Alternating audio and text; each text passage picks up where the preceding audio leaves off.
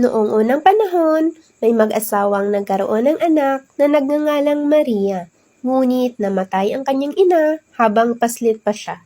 Makalipas ang ilang taon, umibig ang kanyang ama sa isang balo na si Juana. Mayroon siyang 2 anak na babae. Si Rosa ang mas matanda at si Damiana naman ang mas bata. Nang magdalaga na si Maria, pinakasalan ng kanyang ama si Juana. Tinatrato ng 2 anak niya si Maria na parang isang alila. Kailangang gawin niya lahat ng trabaho sa bahay, magluto ng pagkain, maglaba at maglinis ng sahig. Puro punit-punit at marurumi ang mga sinusuot niyang damit. Isang araw, naisip ni Prinsipe Melcadel na gusto na niyang mag-asawa. Nagdaos siya ng isang sayawan at inimbitahan ang lahat ng mga dalaga sa kanyang kaharian. Sinabi niyang pinakamaganda sa lahat ang magiging asawa niya. Nang malaman ni Damiana at Rosa na imbitado ang lahat ng kababaihan, nag-usap sila kung ano ang damit na isusuot nila sa sayawan. Samantalang ang kawawang si Maria ay nasa ilog at naglalaba ng mga damit. Lungkot na lungkot si Maria at umiiyak sapagkat wala man lang siyang damit na maisusuot para makadalo sa engranding kasayahan ng prinsipe. Habang naglalabas siya, nilapitan siya ng isang alimango at tinanong, "Bakit ka umiiyak, Maria? Sabihin mo sa akin ang dahilan, sapagkat ako ang iyong ina." Sabi ni Maria sa alimango, "Tinatrato akong parang utusan ng aking madrasta at ng aking mga kapatid. May kasayahan mamayang gabi, subalit wala akong damit na maisusuot." Habang nag-uusap sila ng alimango, dumating si Juana.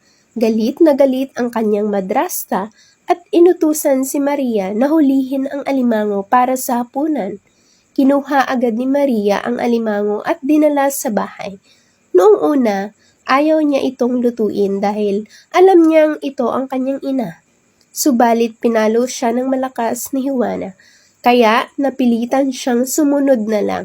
Bago niya ito nailagay sa palayok upang lutuin, nagwika ang alimango kay Maria. "Huwag kang kakain ng laman ko. Ipunin mo ang mga balat ko matapos nila akong kainin. Pagkaraan, ibaon mo ang mga peraso doon sa hardin sa palibot ng bahay. Magiging punong kahoy ang mga ito at ipagkakaloob nito ang lahat ng naisin mo. Basta, hilingin mo lamang sa puno." Nang makain na ng kanyang ama at madrasta ang laman ng alimango, inipon ni Maria ang lahat ng balat at ibinaon nga niya ito sa hardin, tulad ng sinabi ng ina.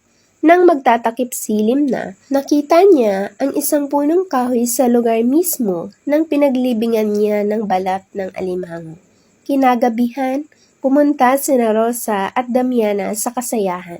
Samantala, ang kanilang inang si Juana ay nagpahinga noong gabing iyon pagkaalis ng kanyang mga anak. Nang makita ni Maria na tulog na ang kanyang madrasta, pumunta siya sa hardin at hiniling sa puno ang kailangan niya. Pinalitan ng puno ang suot niya ng napakagandang damit. Binigyan rin siya ng magandang karwahe na hinihila ng 4 na napakagagandang kabayo at isang pares na gintong tsinelas. Bago siya umalis, sabi sa kanya ng puno, "Sa ganap na 12:00, kailangang nasa bahay ka na. Kung hindi, babalik sa punit-punit at marumi ang damit mo at ang karwahe mo ay maglalaho." Pagkatapos mangako na hindi niya kalilimutan ang paalala ng puno, pumunta si Maria sa kasayahan. Masaya siyang sinalubong ng prinsipe. Namangha ang lahat. Di nagtagal, umupo siya sa pagitan ng kanyang 2 kapatid. Subalit hindi siya nakikilala ng sinuman sa kanila. Buong oras siyang isinayaw ng prinsipe. Nang mapansin ni Maria na 11:30 na, ibinalik ng puno sa luma ang kanyang magagandang damit at naglaho ang karwahe. Noon din ay natulog siya. Nang makauwi ang kanyang mga kapatid, ikinuwento sa kanya ang lahat ng nangyari sa kasayahan. Nang sumunod na gabi, nagpatawag na naman ng kasayahan ang prinsipe. Pagkatapos, isuot nila Rosa at Damiana ang pinakamagaganda nilang damit at saka umalis. Pumunta ulit si Maria sa hardin upang humiling ng magagandang damit. Sa pagkakataong ito, binigyan siya ng karwahe na hinihila ng 5 kabayo. Tulad ng dati, pinaalalahanan siya na bumalik bago dumating ang 12:00. Tuwang-tuwa ang prinsipe na makita siya.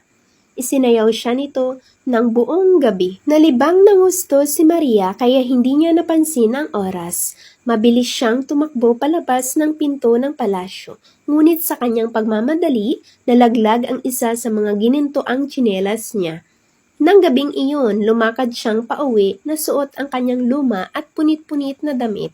Nasa kanya ang isa sa mga ginintoang tsinelas, subalit ang isa na nalaglag niya sa may pinto ay napulot ng isa sa mga gwardya at ibinigay sa prinsipe.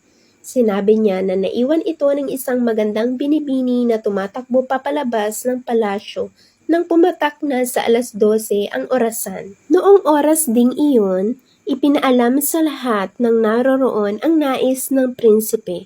Kung kanino mang binibining magkakasya ang tsinelas na ito ay magiging asawa ng prinsipe. Kinaumagahan, inutusan ng prinsipe ang isa sa kanyang mga gwardya na dalhin ang gintong tsinelas sa bawat bahay sa syudad sa pagbabakasakaling mahanap ang nagmamay-ari nito.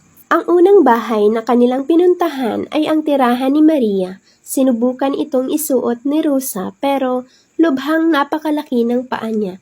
Isinukat din ito ni Damiana pero napakaliit naman ang paa niya. Paulit-ulit na sinubukang isuot ng magkakapatid ang tsinelas ngunit nabigo sila. Sinabi ni Maria na nais din niyang subukang sukatin ang tsinelas pero agad na tumutol ang kanyang mga kapatid. Marumi ang mga paa mo. Hindi magkakasya sa paa mo ang ginintoang tsinelas na ito sapagkat higit na malaki ang mga paa mo kaysa sa amin. Saka siya pinagtawanan. Subalit, ang mismong gwardyang may dala ng tsinelas ang nagsabi, pabayaan niyo siyang sukatin ang tsinelas. Ang utos ng prinsipe ay ipasukat ito sa lahat.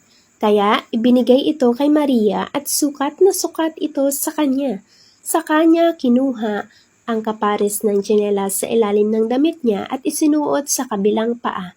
Nang makita ng magkakapatid ang dalawang tsinelas sa paa ni Maria, ay muntik na silang himatayin sa pagkamangha. Pinakasalan ng prinsipe si Maria at namuhay sila ng masaya sa napakahabang panahon. At dito na po nagtatapos mga kabinibini ang kwento na si Maria at ang ginintoang tsinelas. Thank you for listening mga kabinibini. Stay safe and God bless!